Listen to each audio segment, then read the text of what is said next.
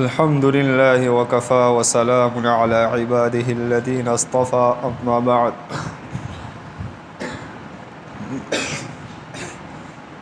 فأعوذ بالله من الشيطان الرجيم بسم الله الرحمن الرحيم الحمد لله رب العالمين الرحمن الرحيم مالك يوم الدين إياك نعبد وإياك نستعين صدق الله العظيم اللهم صل على سيدنا محمد وعلى آل سيدنا محمد وبارك وسلم۔ میرے عزیز ساتھیو، 2 سبق مکمل ہو چکے، تیسرا سبق شروع ہو رہا ہے۔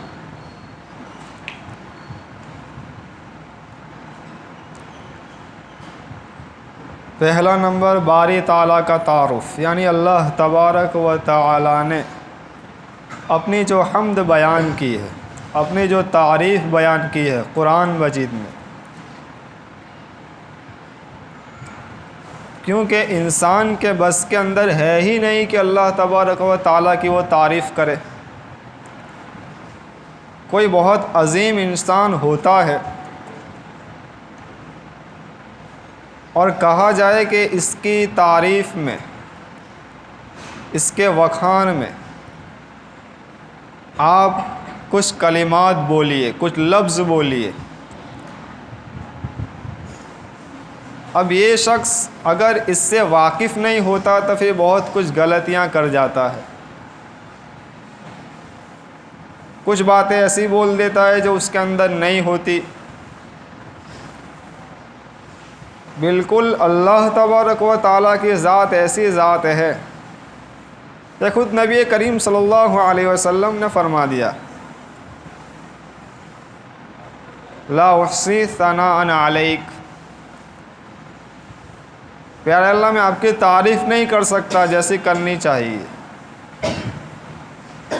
تو اللہ تبارک و تعالیٰ نے بھی ہم سب پر یہ احسان فرمایا کہ خود ہی اپنی تعریف قرآن مجید میں بیان کر دی کہ آپ میری تعریف اس طرح کیجئے۔ اب اللہ کی شایان شان اللہ تبارک و تعالیٰ نے قرآن میں وہ آیتیں اتار دی۔ اب ہماری جھنجھٹ ہی ختم، ہماری پریشانی ہی ختم کہ ہم اللہ تبارک و تعالیٰ کی کس طرح تعریف کریں۔ بھئی کوئی پریشانی کی بات نہیں، اسی طرح تعریف کیجئے جس طرح قرآن میں اللہ تبارک و تعالیٰ نے بیان کی ہے۔ یہ جو پہلی 4 آیتیں ہیں سورہ فاتحہ کی، الحمدللہ رب العالمین الرحمن الرحیم مالک یوم الدین ایاک نعبد و ایاک نستعین، یہ اللہ تبارک و تعالیٰ کی تعریف ہے۔ اور اس سے جامع، اس سے بڑی، اس سے خوبصورت کسی جگہ پر اللہ تبارک و تعالیٰ کی تعریف نہیں۔ اتنے زبردست الفاظ اللہ تبارک و تعالیٰ نے ان 4 آیتوں میں بیان کیے ہیں۔ اب یہ سورہ فاتحہ، اس کو فاتحہ کیوں بولتے ہیں؟ اسی بنا پر، الفتح معنی کھولنا، جیسے قرآن کھولو گے پہلے ہی صورت یہ نظر آئے گی، اسی لیے اس کو کہتے ہیں فاتحہ، کہ قرأت شروع کرنے والی ہی صورت۔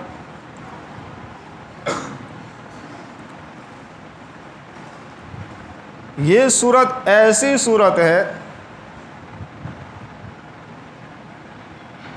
کہ قرآن کے اندر جتنی بھی ڈیٹیلز ہے وہ ساری شارٹ میں اگر بیان کی جائے تو وہ سورہ فاتحہ، یعنی قرآن کا شارٹ فارم سورہ فاتحہ۔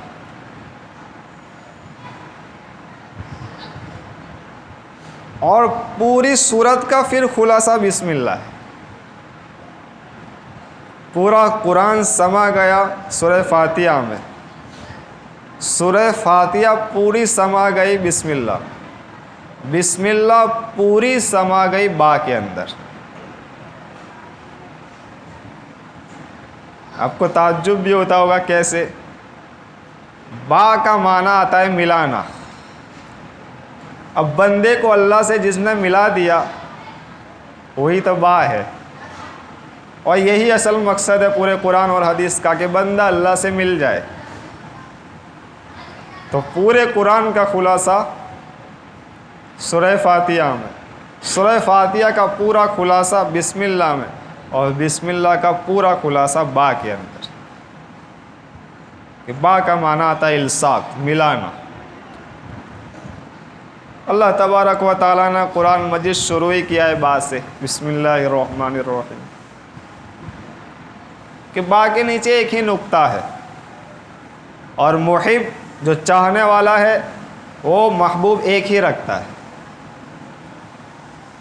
یہاں یہ اشارہ ہے کہ بندے کے دل میں بھی ایک ہی محبت ہونی چاہیے، وہ ہے اللہ تبارک و تعالیٰ۔ بڑے راز ہے ایسے تو، بسم اللہ کے بعد دوسری جگہ چلی جائے گی۔ تو سورہ فاتحہ پہلی 4 آیات کا پہلے ترجمہ سنیے۔ الحمدللہ رب العالمین، تمام تعریف اللہ کے لیے ہے جو تمام جہانوں کا رب ہے۔ الرحمن الرحیم، جو بڑا مہربان اور نہایت رحم کرنے والا ہے۔ مالک یوم الدین، قیامت کے دن کا مالک ہے۔ ایاک نعبد و ایاک نستعین، ہم تیری ہی عبادت کرتے ہیں اور تجھ ہی سے مدد مانگتے ہیں۔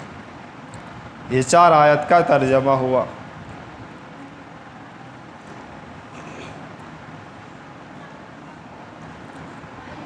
تو قرآن کی پہلی سورت سورہ فاتحہ، اور یہ ایسی سورت ہے کہ اس کے جتنے نام ہیں اور کسی سورت کے نہیں۔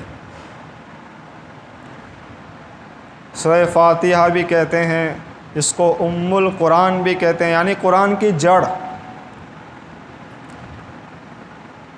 درخت کی جڑیں جتنی مضبوط ہوگی اسی سے پھر ڈالی، شاخیں، پتے سب کا اعتبار ہوگا۔ تو یہ قرآن کی جڑ ہے۔ ام القرآن بھی اس کا نام ہے۔ سورہ شفا بھی اس کا نام ہے، یعنی 3 بار 7 بار 1 بار پڑھ کر آپ بیمار ہیں پانی پی لو، انشاءاللہ شفا مل جائے گی۔ سورہ شفا بھی اس کا نام ہے، ام القرآن بھی اس کا نام ہے، 7 مثانی بھی اس کا نام ہے، یعنی 7 ایسی آیتیں جو بار بار پڑھی گئی۔ یہ اتنی جامع صورت ہے کہ نماز جیسی اہم عبادت بھی اگر اس میں سورہ فاتحہ نہ پڑھی گئی تو آپ کی نماز قبول نہیں، نماز ہی نہیں ہوگی آپ کی۔ اتنی جامع صورت۔ یہ صورت کب نازل ہوئی، کہاں نازل ہوئی؟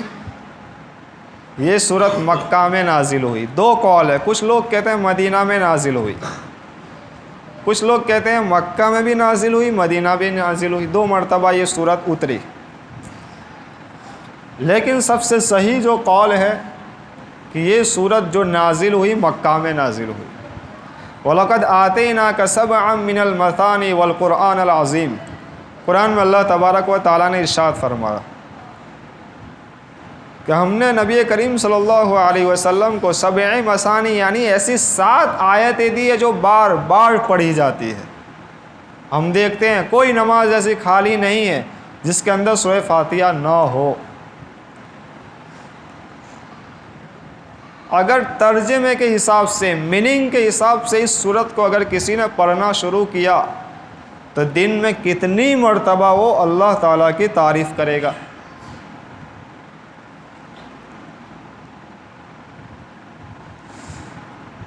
اور اس صورت کی عظمت کے لیے یہی کافی ہے کہ حدیث قدسی یعنی الفاظ اللہ تبارک و تعالیٰ کی طرف سے ہو، صرف بیان کس نے کیا ہو؟ نبی کریم صلی اللہ علیہ وسلم نے۔ اس کو کہیں گے حدیث قدسی، یعنی اللہ تبارک و تعالیٰ ارشاد فرماتا ہے۔ اس صورت کی عظمت کے لیے یہی چیز کافی ہے، یہی بات کافی ہے کہ اللہ تبارک و تعالیٰ نے خود فرمایا کہ قسمت الصلاۃ بینی و بین عبدی، کہ نماز میں یہ جو صورت ہے سورہ فاتحہ، اس کو میں نے، اللہ تبارک و تعالیٰ کیا کہہ رہا ہے؟ میں نے میرے اور میرے بندے کے درمیان تقسیم کر لیا ہے۔ اب جس کو اللہ تبارک و تعالیٰ تقسیم کر دے، جس کو اپنی زبان میں بولتے بیچنا، اس سے بڑی کوئی فضیلت نہیں ہو سکتی۔ کیسے تقسیم کیا ہے اللہ تبارک و تعالیٰ نے؟ خود اللہ تبارک و تعالیٰ کہہ رہے ہیں کہ قول العبد، اذا قول العبد، جب بندہ کہتا ہے الحمدللہ رب العالمین، تو اللہ تبارک و تعالیٰ کہہ رہے ہیں کہ میں کہتا ہوں کہ میرے بندے نے میری تعریف کی، حمیدنی عبدی، میرے بندے نے میری تعریف کی۔ وَإِذَا قَالَ الْعَبْدُ، اور جب بندہ کہتا ہے الرحمن الرحیم، تو میں کہتا ہوں اثنى علی عبدی، میرے بندے نے میری ثنا کی۔ ثنا کا معنی بھی کیا آتا ہے؟ تعریف کرنا۔ جب بندہ کہتا ہے مالک یوم الدین، تو اللہ تعالیٰ کہتا ہے کہ میں کہتا ہوں مجدنی عبدی، میرے بندے نے میری بزرگی بیان کی، مجھے مالک مان لیا۔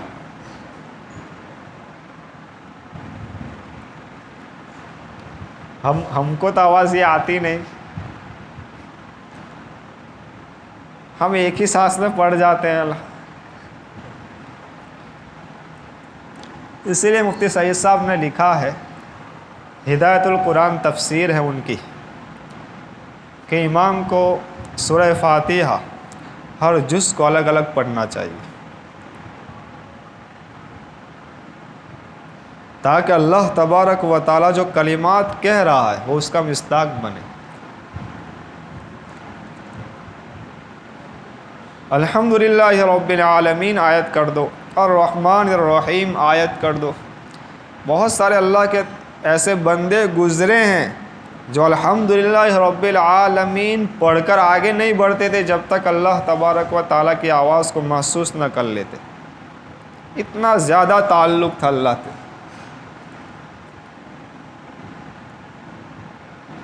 تو بہت عظیم صورت ہے یہ کہ اللہ نے اپنے اور بندے کے درمیان اس کو کیا کر لیا ہے؟ تقسیم کر لیا۔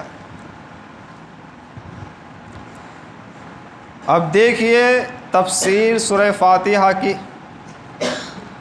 الحمدللہ رب العالمین، تمام تعریف اللہ کے لیے جو تمام جہانوں کا رب ہے۔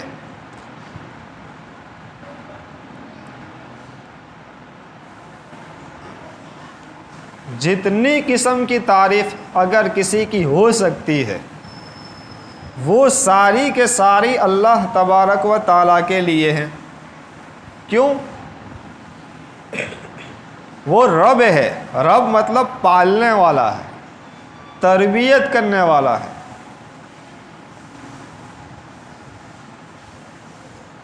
اب انسان کی تعریف کیوں نہیں ہو سکتی؟ کہ انسان کے اندر جتنے بھی کمالات ہیں، اگر میں عالم ہوں، حافظ ہوں، قاری ہوں، تو میرا کمال نہیں ہے یہ، مجھے اللہ تبارک و تعالیٰ نے بطور نعمت کے بنایا ہے۔ کوئی انسان بہت زیادہ عقل مند ہے تو وہ اس کا کمال نہیں ہے، یہ عقل دینے والے کا کمال ہے۔ کسی انسان کے پاس بہت مال و دولت ہے تو اس کو کوئی فخر نہیں کرنا چاہیے، یہ تجھے بھیک میں ملا ہوا ہے، اللہ تبارک و تعالیٰ کی طرف سے تجھ پر مال کی فراوانی ہے۔ تو تعریف تو اس وقت کی جاتی ہے جب خود کے اندر کچھ کمال ہو، ذاتی کمال ہو. اور ہم دیکھتے ہیں کہ کسی بھی انسان کے اندر اپنا ذاتی کمال نہیں ہے. اگر آپ جسمانی اعتبار سے بھی جو بڑے ہو رہے ہیں اس میں بھی آپ کا کمال نہیں. اس کے پیچھے آپ کے والدین کی مدد ہے، ہمارے والدین کی پرورش ہے. تو بچپن سے لے کر قبر کی زندگی تک کوئی بھی انسان ایسا نہیں کہہ سکتا کہ یہ میرا ذاتی ہے، یہ میرے خود کا مکان ہے، میں اس کا مالک ہوں. یہ سارے کہنے والے کیا ہو گئے؟ جھوٹے ثابت ہو گئے. جو کہہ رہے تھے یہ بنگلہ میرا ذاتی ہے، میرے مالک، میں اس کا مالک ہوں، آج دیکھ لیجئے وہ اس گھر میں نہیں ہے، بلکہ وہ پہنچ گئے 2 گز کی زمین میں. تو دیکھیے، اس لیے ہم کہہ رہے ہیں کہ تمام تعریفیں صرف اور صرف اللہ تبارک و تعالی ہی کے لیے ہیں.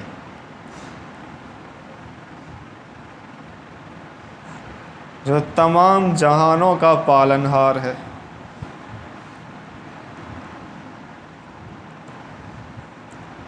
اللہ تبارک و تعالی نے اس سورت کی جو شروعات کی ہے لفظ الحمدللہ، تمام تعریف اللہ کے لیے.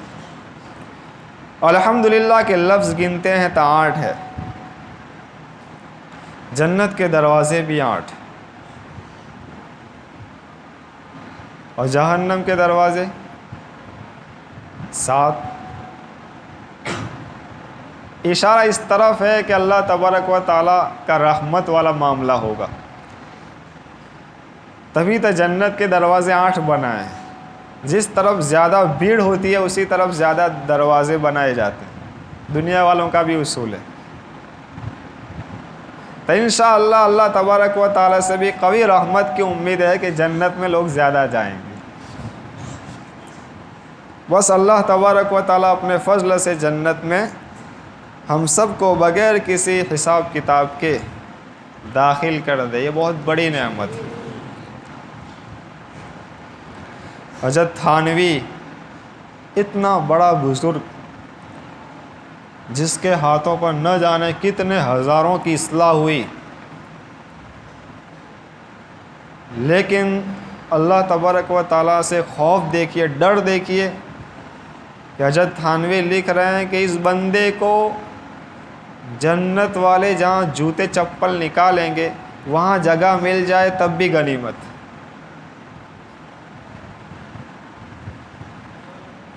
کتنا خوف ہوگا اللہ تعالیٰ سے کہ صرف چپل رکھنے کی جگہ کے بقدر بھی مجھے جنت میں مل جائے تب بھی میں کامیاب ہو گیا. جہنم ہے خطرناک اتنی چیز. جہنمی جب پیالہ سے اٹھائیں گے پانی کا، بڑی سخت پیاس لگے گی. فی السموم و حمیم، تو اس کی جو جلن آنچ جو ہے ایسی پیالی کی، انسان سے قریب لائے گا اس پیالی کو، یہ ہونٹ پورا سوج کر سینے تک لبڑ جائے گا. یہ اوپر والا ہونٹ اوپر چلا جائے گا. اتنی خطرناک آنچ ہوگی. صرف اللہ تبارک و تعالی ہماری حفاظت فرما. اتنے زبردست عذاب ہے جہنم.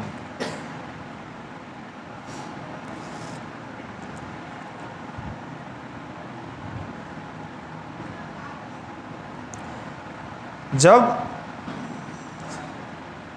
یہ صورت نازل ہوئی، ابن عباس رضی اللہ تعالیٰ عنہما کی روایت ہے کہ حضرت جبرائیل علیہ السلام نبی کریم صلی اللہ علیہ وسلم کے ساتھ بیٹھے ہوئے تھے. اچانک ایک دروازے کے بہت زور سے کھلنے کی آواز آئی. حضرت جبرائیل نے اوپر کی طرف دیکھا، پھر نبی کریم صلی اللہ علیہ وسلم سے فرمایا کہ دیکھو آج آسمان کا یہ دروازہ جو کھلا ہے آج سے پہلے کبھی نہیں کھلا، اور اس سے ایک فرشتہ جو اترا ہے آج، یہ فرشتہ کبھی بھی نہیں اترا۔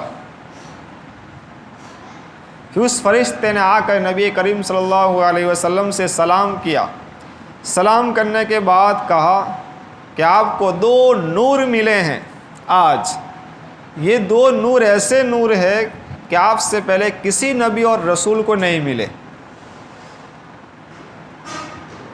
نبی کریم صلی اللہ علیہ وسلم کو بہت بڑی خوشخبری دی کہ یہ صرف اور صرف آپ کے لیے ہے۔ 2 نور کیا تھے؟ ایک سورہ فاتحہ اور ایک سورہ بقرہ کی آخری 2 آیت، آمن الرسول سے لے کر جو اخیر تک ہے فانصرنا علی القوم الکافرین تک۔ یہ بہت عظیم آیت ہے، اس کو حفظ کر لو۔ عشاء کے بعد اگر کسی نے اس 2 آیت کو پڑھ کر وہ سو گیا، پوری رات ثواب ملے گا اس کو، اگرچہ وہ سو گیا ہے، پوری رات عبادت کا ثواب۔ یہ 2 نور، کتنی بڑی فضیلت والی یہ صورت۔ اسی طرح ایک روایت میں ہے مسلم شریف میں کہ نبی کریم صلی اللہ علیہ وسلم فرماتے کہ یہ سورہ فاتحہ ایسی صورت مجھے دی گئی جو نہ پہلی کتابوں میں یعنی زبور میں بھی نہیں، تورات کے اندر بھی نہیں، جو حضرت موسیٰ علیہ السلام کو ملی تھی، داؤد علیہ السلام کو جو کتاب ملی زبور اس میں بھی نہیں، حضرت عیسیٰ علیہ السلام کو جو انجیل ملی اس میں بھی نہیں، بلکہ قرآن میں بھی نہیں۔ قرآن شروع ہونے سے پہلے یہ کتاب ہے، یہ صورت ہے۔ قرآن کے اندر شمار کریں گے لیکن قرآن سے پہلے ہے نا یہ صورت، پہلی صورت سورہ فاتحہ، اس کے بعد قرأت شروع ہوتی ہے۔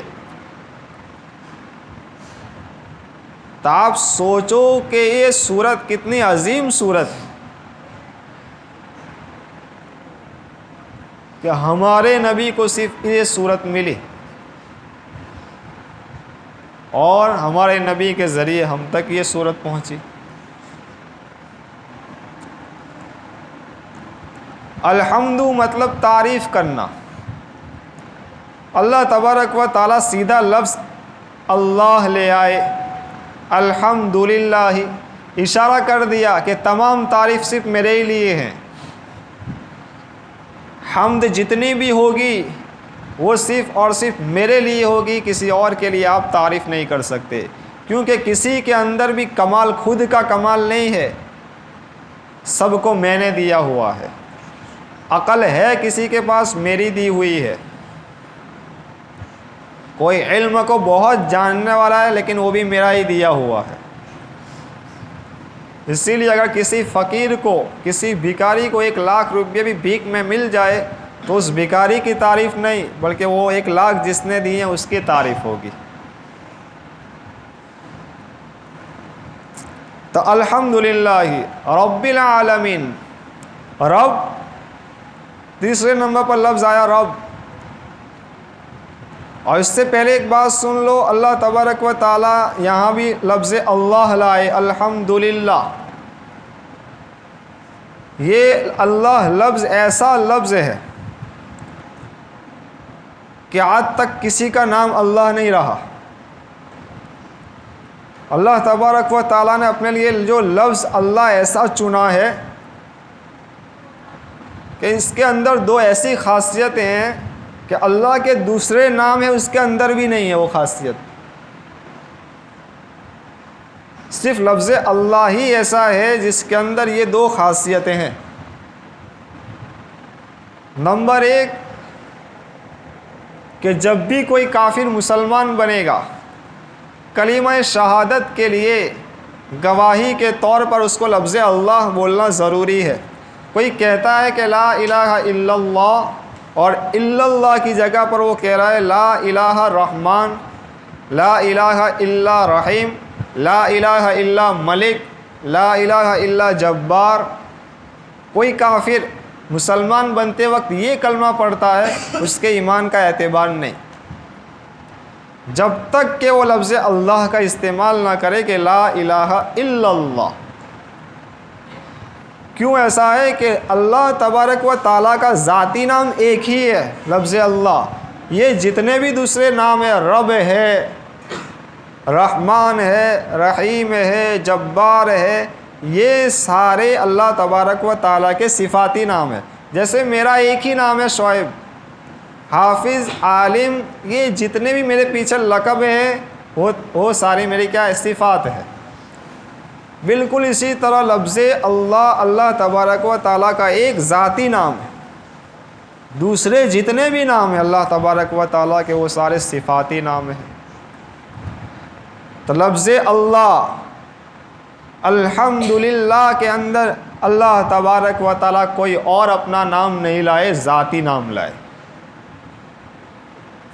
اشارہ کر دیا کہ ساری تعریفیں صرف اور صرف میرے لیے ہیں. دوسری خصوصیت کہ لفظ اللہ کے اندر آپ ایک ایک کر کے لفظ کو کاٹتے بھی گئے، حذف کرتے گئے، ڈیلیٹ کرتے گئے، لیکن معنی میں کوئی تبدیلی نہیں ہوگی، میننگ کے اندر کوئی تبدیلی نہیں ہوگی. لفظ اللہ، اللہ تبارک و تعالیٰ نے اپنا نام ہی ایسا بنایا ہے. اللہ، الف نکال دو، لام لام ہا، للہ بچا. للہ ما فی السماوات و ما فی الارض. دیکھیے، للہ ملک السماوات والارض. الف بھلے آپ نے الگ کر دیا، لیکن پھر بھی معنی وہی ہے کہ اللہ ہی کے لیے مشرق اور مغرب. لام کو چلو ہٹا دو،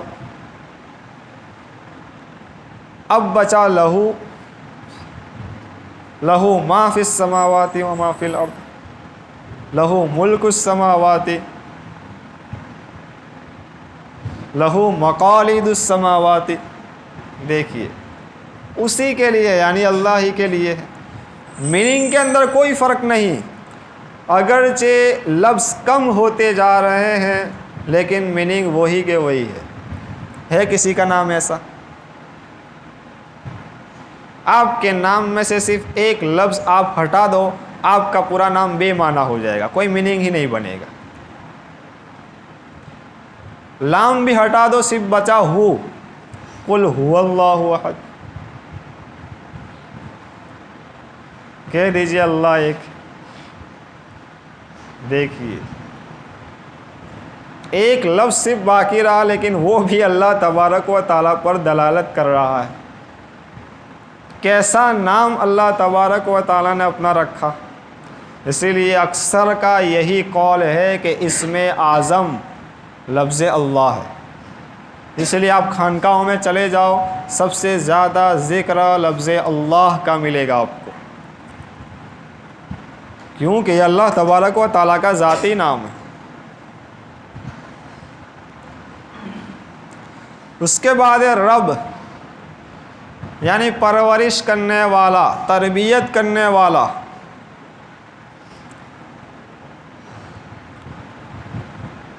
تو پرورش ہمارے ماں باپ بھی کرتے ہیں، لیکن رب اس کو کہتے ہیں کہ شونیہ سے سٹارٹ کرے، زیرو سے سٹارٹ کرے اور اینڈ تک پہنچائے. یہ رب ہے. رب آہستہ آہستہ پرورش کرتے ہوئے اخیر تک آپ کو پہنچائے. آپ کے والدین بھی پرورش کرتے ہیں، ہمارے والدین بھی ہم کو پالتے ہیں، لیکن اللہ تبارک و تعالیٰ کا پالنا، ہمارے ماں باپ کا پالنا زمین آسمان کا فرق ہے. انسان کے پالنے کے اندر ایک لمٹ ہے، لیکن اللہ تبارک و تعالیٰ کے پالنے میں کوئی لمٹ نہیں. آپ دیکھیے کہ انسان، مخلوق جو پالتی ہے، پرورش کرتی ہے. مثال کے طور پر ہمارے والدین بچپن سے جو ہم کو پالتے ہیں، لیکن ان کے پیچھے بھی تو ان کی کوئی غرض ہوتی ہے کہ میں ابھی بچے کی جو پرورش کر رہی ہوں، ماں سوچتی ہے، باپ کیا سوچتا ہے، جب بھی اس کے پیچھے پیسہ لگاتا ہے تو باپ کی بھی غرض ہوتی ہے، ماں کی بھی غرض ہوتی ہے کہ یہ بڑا ہوگا ہم کو کھلائے گا پلائے گا، بڑھاپے کا ہمارا سہارا بنے گا، یہ غرض ہوتی ہے نا۔ تو یہ پرورش کس غرض سے ہوئی؟ اخلاص نہیں ہوا نا اس کے اندر، خالص۔ لیکن اللہ تبارک و تعالیٰ کی پرورش، ماں کے پیٹ میں ہم تھے، ہم کو معلوم بھی نہیں، اللہ تبارک و تعالیٰ کو کچھ لینا بھی نہیں، بے غرض، بلا کسی غرض کے اللہ تبارک و تعالیٰ ہم کو پال رہا، کہ ماں کے پیٹ کے اندر تھے، غذا کی ضرورت پڑی، اسی حیض کے خون کو آپ کی غذا بنا دیا۔ اس سے پہلی مجلس میں بیان کیا تھا نا، عورت جب حاملہ ہو جاتی ہے پھر حیض کا خون بند ہو جاتا ہے، وہی خون اب کس کی غذا بن رہا ہے؟ بچے کی۔ اس لیے جب بھی کئی آپ کو ایسا ہو جائے کہ میں نے یہ کام کیا، اس وقت سوچ لینا کہ تیری غذا خون تھا، اور ایسا خون جو گندا خون۔ اسی لیے کہا بھی تھا کہ بچہ ایک یا پہلی بار ایک دو جو پاخانہ کرتا ہے پہلی دوسری مرتبہ تو کیا نکلتا ہے؟ بالکل بلیک نکلتا ہے پاخانہ، ایک دم بدبودار۔ کیوں؟ وہ حیض کا خون ہوتا ہے جو اس کی غذا بنی تھی۔ ماں کے پیٹ کے اندر حیض کے خون کو غذا بنا دینا، یہ اللہ تبارک و تعالیٰ کی ہی تو کاریگری ہے۔ ورنہ دنیا میں جب آ گئے اب خون پینا حرام۔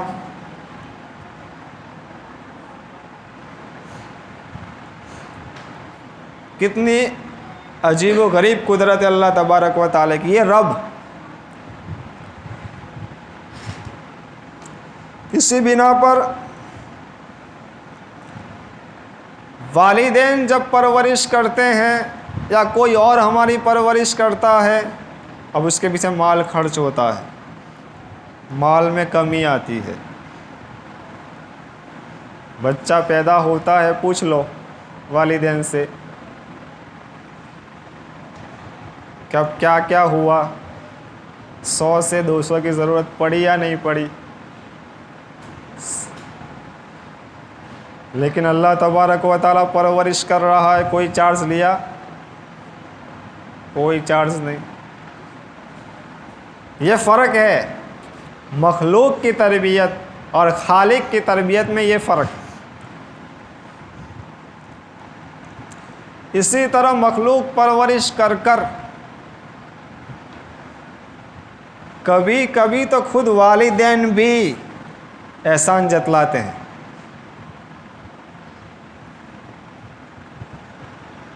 جب بار بار ایک کام کا ماں باپ نے کیا اور اس اولاد نے نہیں کیا تو ماں کیا بول دیتی ہے؟ وہ دن یاد نہیں رہے جب تجھے ہم نے بڑا کیا، کیسے بڑا کیا؟ یہ کیا ہوا؟ احسان جتلانا ہوا۔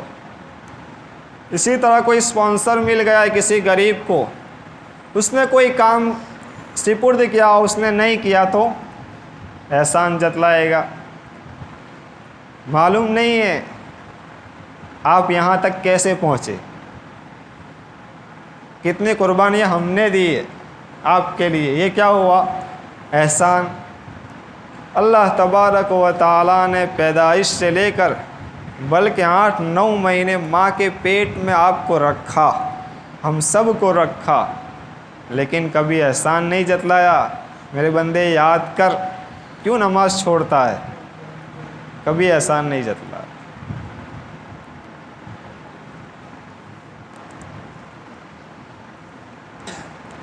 اسی طرح مخلوق جو تربیت کرتی ہے تو بہت کم لوگوں کی انسان تربیت کر سکتا ہے، بہت ایک ہی وقت میں ماں 1 یا 2 بچے کی پرورش کر سکتی ہے، زیادہ کی نہیں۔ لیکن اللہ تبارک و تعالیٰ کیا کہہ رہا ہے؟ رب العالمین، سارے جہانوں کی تربیت میں کر رہا ہوں، سارے جہانوں کو میں پال رہا ہوں۔ رب العالمین، عالم کا لفظ اللہ تبارک و تعالیٰ نے استعمال کیا۔ عالم علم سے بنایا، علم مطلب نشانی، کہیں بھی چلے جاؤ اللہ تبارک و تعالیٰ کی نشانی ہے۔ تو عالمین یعنی بہت سارے عالم کا میں رب ہوں۔ عالم مطلب دنیا۔ حضرت سعید خدری رضی اللہ تعالیٰ عنہ کی روایت میں ہے کہ ایسے عالم 40,000 ہے۔ دنیا جیسے عالم 40,000 ہے۔ ابن مقاتل کا تو قول ہے کہ 80,000 ہے۔ 40,000 خشکی میں یعنی زمین پر، اور 40,000 پانی میں۔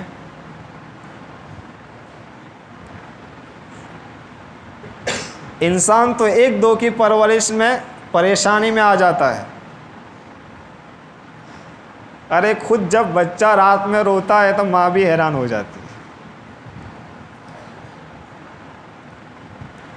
لیکن اللہ تبارک و تعالیٰ جو جاندار ہے اس کی بھی پرورش کر رہا ہے، جو بے جان ہے اس کو بھی پال رہا ہے۔ یہ دنیا ایک عالم ہے۔ دنیا کس کو کہتے ہیں؟ آپ نے جیسے آنکھ کھولی اس وقت سے لے کر جب آپ کی آنکھ بند ہوئی، یہ زمانہ دنیا کا ہے۔ اس کے بعد دوسرا عالم شروع ہوتا ہے، عالم برزخ، قبر میں۔ آپ کی آنکھ بند ہو گئی، آپ کو جو قبر میں اتار دیا گیا، وہاں سے لے کر حضرت اسرافیل علیہ السلام جو سور پھونکیں گے، دوسری قیامت والا منظر، یہ دوسرا عالم، اس کو عالم برزخ کہتے ہیں۔ تیسرا عالم ہے عالم آخرت، قیامت سے لے کر حشر کے میدان سے لے کر جنت اور جہنم کا جو فیصلہ ہوگا، یہ تیسرا عالم، عالم آخرت۔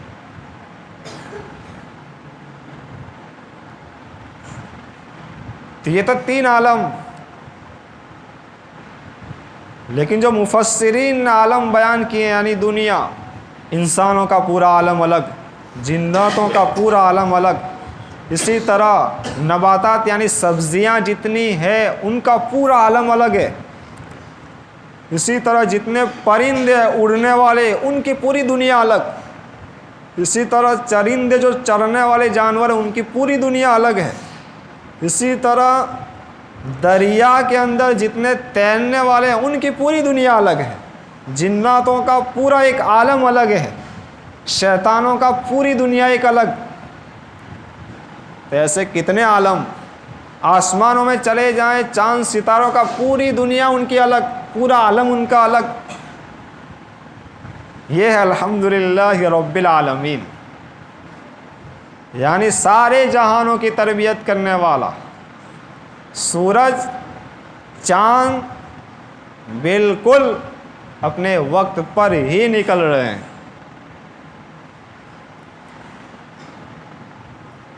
سورج نکلتا ہے بالکل کم روشنی کے ساتھ، تاکہ جو پیڑ پودے ابھی نکلے ہوئے ہیں ان کو فوراً گرمی نہ ملے، ورنہ جل جائیں گے۔ اس کے بعد آہستہ آہستہ سورج بھی روشن ہوتا ہے، روشنی تیز ہوتی چلی جاتی ہے، اور ایسے وقت میں تیز ہوتی ہے کہ اکثر انسان اپنے گھروں میں ہوتا ہے۔ انسان کے جیسا باہر نکلنے کا پھر ٹائم ہوتا ہے، اس وقت سورج ڈھل چکا ہوتا ہے۔ تو یہ تربیت اللہ تبارک و تعالیٰ کی ہے یا نہیں؟ سیدھا سورج 12 بجے والا نکلتا، انسان کا کیا حال ہوتا؟ یہ اللہ تبارک و تعالیٰ تربیت ہے، یہ اس کو کہتے ہیں رب۔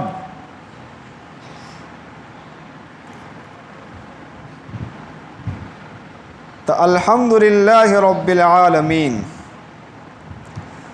تمام تعریف اللہ تبارک و تعالیٰ کے لیے جو سارے جہانوں کا پالن ہار ہے۔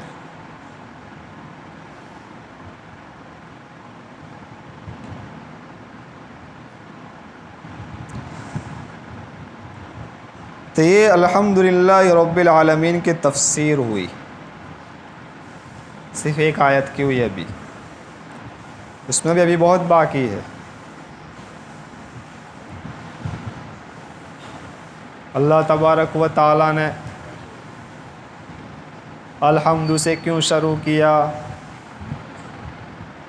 لفظ اللہ کیوں لائے، کوئی اور کیوں نام نہیں رکھا اللہ تبارک و تعالیٰ نے، سمجھے؟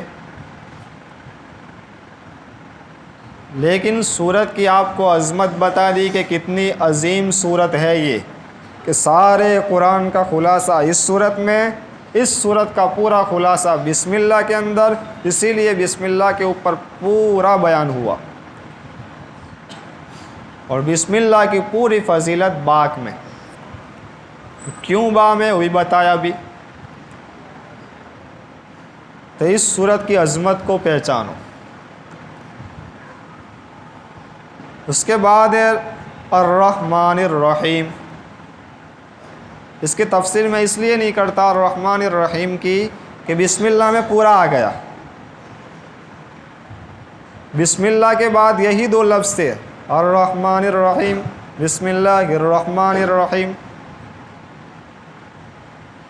بسم اللہ الرحمن الرحیم کے بعد دو مرتبہ الرحمن الرحیم اللہ تبارک و تعالیٰ نے نازل کیا، کیوں بار بار دو نام استعمال کیے؟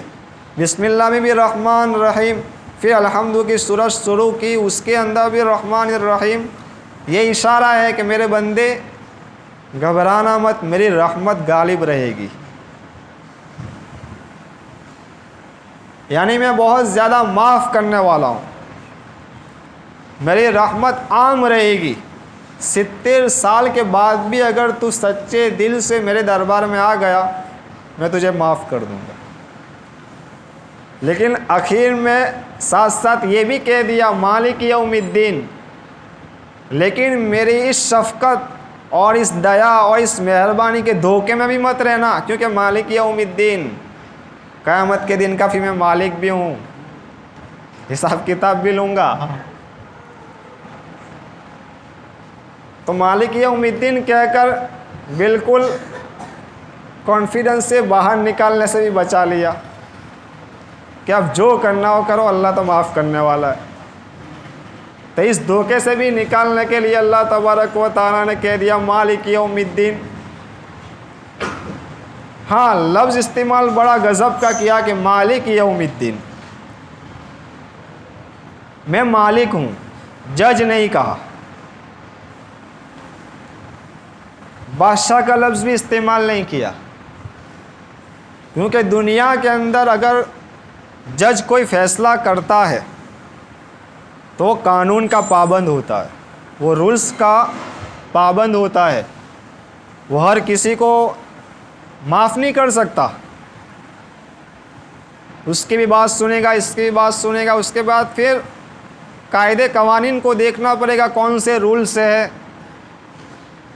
لیکن ایک مالک سنے یا نہ سنے اختیار ہے،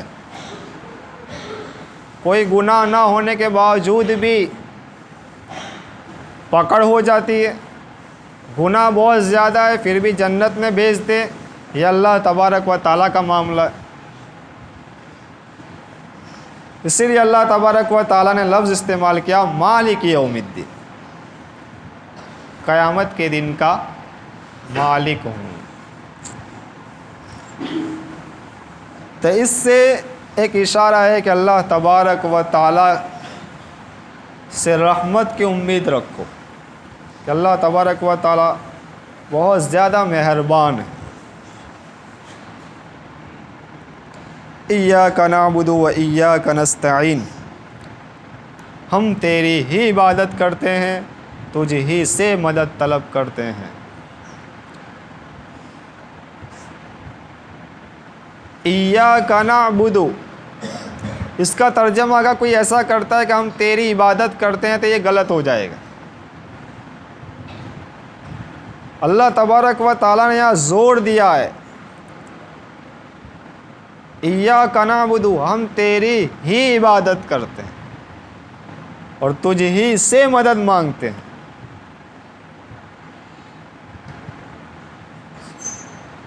اب عبادت کرنے میں انسان کیا بن گیا؟ بندہ بن گیا، یعنی اللہ تبارک و تعالیٰ کی عبادت کرنے والا۔ اب جب انسان بندہ بن گیا تو ایسا نہیں ہے کہ اس کی آنکھ بندہ نہیں ہے، اس کے ہاتھ بندہ نہیں ہے، بلکہ بندگی میں اس کی آنکھ بھی ہے، اس کے ہاتھ بھی ہے۔ ایسا نہیں کہ انسان تو بندہ ہے، اس کی آنکھیں بندہ نہ ہو۔ تنعبدو سے یہ بات پتہ چلتی ہے کہ جس طرح ہم اللہ تبارک و تعالیٰ کی عبادت کر رہے ہیں، آنکھ بھی ہماری اللہ تبارک و تعالیٰ کی عبادت کرے، اور وہ یہ کہ ہماری آنکھیں جھکی ہوئی ہو، نامحرم پر ہماری نگاہیں نہ ہو۔ یہ جتنی لاشیں باہر گھومتی ہیں یہ مٹی والی ہے۔ کوئی بھی عورت آپ کو خوبصورت لگے گی 33 سال تک، اس کے بعد آپ کی بھی چمڑی لٹکنے والی ہے، اس کی بھی چمڑی لٹکنے والی ہے۔ اس کے بعد پھر کوئی اس کی طرف نگاہ اٹھا کر نہیں دیکھ سکتا۔ جان چھڑاتے ہیں اس کے بعد، کیوں؟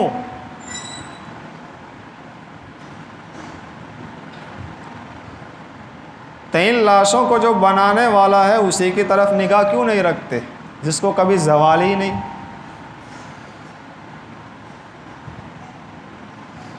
تو یہ ساری جو تصویریں ہیں اللہ تبارک و تعالیٰ نے بنائی ہوئی ہے، چاہے کوئی کتنا بھی حسین ہو، لیکن یہ حسن، یہ خوبصورتی دینے والا اللہ کتنا خوبصورت ہوگا، اس کی طرف نگاہ لے جاؤ فوراً۔ اسی طرح جب بھی ایسا گناہ دل میں آئے، فوراً اس کا جو زوال ہے، اس کا جو بڑھاپا ہے، وہ اپنے دماغ میں لے آؤ کہ ایک دن 80 سال کی ہونے والی ہے۔ اب 80 سال کی بوڑھی کی جو تصویر ہوتی ہے وہ دماغ میں لے آؤ، خود بخود آپ کی نگاہ اس عورت سے ہٹ جائے گی۔ یہ سارے علاج بتا رہا ہوں بد نگاہی سے بچنے کے، سمجھے؟ ملا علی قاری نے لکھا ہے کہ اگر گرمی کا موسم ہوتا ہے تو انسان کو دفنانے کے 24 گھنٹے میں ہی قبر اس کا کیا سے کیا حال کر دیتی ہے، پیٹ بھی الگ، آنکھ بھی الگ، چہرہ بھی الگ۔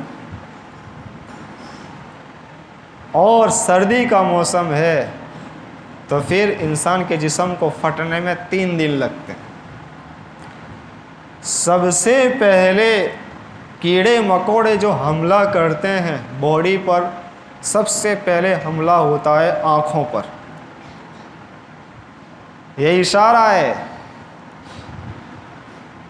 کہ اللہ تبارک و تعالیٰ نے جو کہا ہے، یغضضن، عورتوں کو کہا، اور قل للمؤمنین یغضوا، یہ مردوں کو کہا کہ اپنی نگاہوں کو جھکا کر چلنا۔ کیڑے مکوڑے گویا کہ قبر میں کہیں گے کہ جس کو جھکانے کو اللہ تبارک و تعالیٰ نے سب سے پہلے کہا تھا، اس سے تو نہیں بچا، آج تو اس کا انجام دیکھ لے۔ سب سے پہلے کیڑے مکوڑے آنکھ کے ڈولوں کو نکال کر سیدھے سینے پر ڈال دیتے کہ جن آنکھوں سے تو نے غیر محرموں کو دیکھا، عورتوں کو دیکھا، آج تیرا یہ حشر ہے۔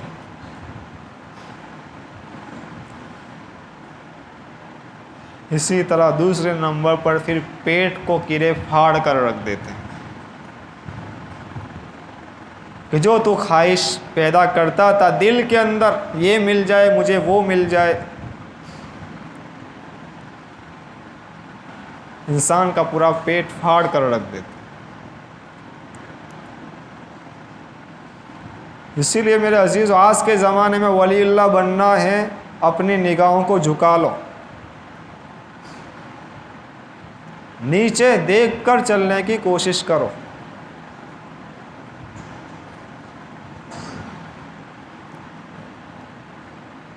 تو یہ بہت آسان نسخے بتائیں، دیکھو ہی مت اوپر. اگر اس وقت نیچے دیکھنے کے اندر کسی سے سلام آپ کا نہیں ہو رہا، آپ کو معلوم نہیں چل رہا کون ہے، آپ کو کوئی گناہ نہیں ہوگا. کیوں؟ آپ کی نیت نیک ہے. ورنہ یہ اتنا خطرناک گناہ ہے آنکھوں کی حفاظت نہ کرنا کہ انسان دن بھر قرآن کی تلاوت کرے اور تسبیحات پڑھے، لیکن اس کو یہ گناہ کی بیماری ہے، عورتوں کو دیکھنے کی بیماری ہے، تو پھر وہ رات میں اسی عورت کا خیال لائے گا دل میں. اور ظاہر سی بات ہے، جب دل میں خیال آیا اب کام شروع ہوگا شرمگاہ کا. اب وہ چیز ہے نہیں، لہذا وہ شرمگاہ کو یوز کرے گا ہاتھوں کے ذریعے. اور یہ جو زنا تک پہنچا، اب فوراً ایمان دل سے نکل کر سر کے اوپر آ چکا ہے. حدیث میں ہے کہ سائبان کی طرح ایمان ہو چکا. اب خدا نخواستہ اسی حال میں فرشتہ آ گیا روح قبض کرنے کے لیے، تو آپ اگرچہ مسلمانوں کے قبرستان دفن کیے گئے ہیں، لیکن آپ کے اندر ایمان رہا ہی نہیں ہے، سیدھی آپ کے قبر میں آگ لگ چکی ہے، کیونکہ آپ کا شمار کافروں میں ہے. کیوں؟ ایمان نکل چکا ہے آپ کے دل سے. تو یہ اتنا سنگین گناہ ہے. اس لیے ان لاشوں پر جاؤ گے تو آپ بھی لاس ہو جاؤ گے. یہ ساری مٹی والی لاشیں ہیں، سب مٹی ہو جائیں گے، کوئی رہنے والا نہیں. لہذا جو اینڈ ہے، جو زوال ہے، اسی پر غور و فکر کرو کہ اس کا کیا حشر ہونے والا ہے. اسی لیے یہودیوں نے یہاں تک چال کھیل ڈالی کہ حج جیسی اتنی عظیم عبادت کر کر، سارے گناہوں کو معاف کر کر، حاجی پلین میں بیٹھتا ہے، ایئر ہوسٹس اس کے سامنے آ کر اس کی پوری حج کو نشٹ کر دیتی. اب انسان بطور عمر کے تو بوڑھا ہو جاتا ہے، لیکن اس کا دل کبھی بوڑھا نہیں ہوتا، یاد رکھنا. اب کسی حاجی نے بھی اس کی طرف نگاہ اٹھا کر دیکھ لیا، اب بالکل شارٹ کپڑوں میں وہ ایئر ہوسٹس ہوتی ہے. اب ان کا کام ہی ہے مسکرا کر کوئی چیز لینا، مسکرا کر جتنے بھی مسافری کرنے والے ان سے بات چیت کرنا. اب کسی کا بھی دل ان کے ساتھ للچا گیا اور آپ بات میں لگے، آپ کے 4-8 لاکھ جو حج میں لگے سارے پانی اس پر پھر گئے. کتنی بڑی چال یہودیوں کی. حج جیسے عظیم سفر، آپ دل طواف کرنے گئے تھے اللہ کا، لیکن اسی اللہ کے طواف کو چھوڑ کر کسی لیڈیز کے طواف میں آپ لگ گئے. اس لیے ایاک نعبد و ایاک نستعین کہ نعبد کے اندر صرف ہم عبادت، بلکہ ہماری آنکھیں بھی وہی عبادت کرے، ہمارا ہاتھ بھی اللہ کا بندہ ہے، وہ وہی عبادت کرے. اس لیے آج سے معافی مانگو اللہ تبارک و تعالیٰ سے، 2 رکعت پڑھ کر سو. موبائل کے اندر جتنے غلط کانٹیکٹ ہو اس کو ڈیلیٹ کرو، جتنی چیٹنگ ہوئی ہو ہاتھوں کے ذریعے اللہ تبارک و تعالیٰ سے معافی مانگو. ٹھیک ہے، آنکھوں کے ذریعے آج تک جتنی تصویریں دیکھی ہو یا جتنی تصویریں موبائل میں ہو سب کو ڈیلیٹ کرو، فیس بک کو بند کرو۔ فیس مطلب چہرہ، بک مطلب کتاب، چہرے دیکھنے کی کتاب، کتنے گناہ ہوں گے اس میں۔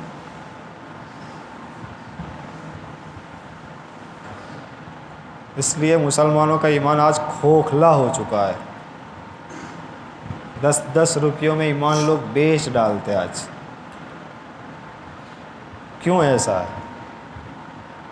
کہ ہم تک کہہ رہے ہیں کہ میرا نام شعیب ہے، لیکن فرشتوں کی لسٹ میں ہمارا نام شعیب نہیں ہے، ہم کسی سریش اور مہیش میں ہی ہے۔ کیوں؟ ہم کو معلوم ہی نہیں، ہم سے ایسے ایسے کام ہو رہے ہیں اور ہم سے ایمان نکل چکا ہے۔ حدیث میں ہے نا، قیامت سے پہلے ایسا دور آئے گا، صبح تو مومن کا لیکن رات پڑتے ہی وہ کافر، رات میں تو مومن لیکن جیسی صبح ہوگی وہ کافر ہو چکا ہوگا۔ یہ دور آج چل رہا ہے۔ ابھی لندن میں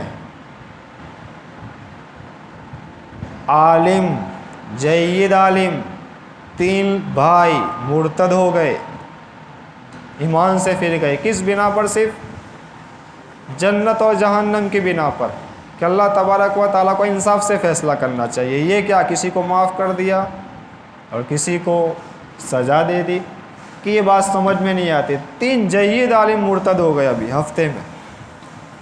عالم کا یہ حال ہے تو میرا اور آپ کا کیا حال؟ ابھی ڈبیٹ چل رہی ہے، سمجھانے کی کوشش جاری ہے مفتی یاسر صاحب کی۔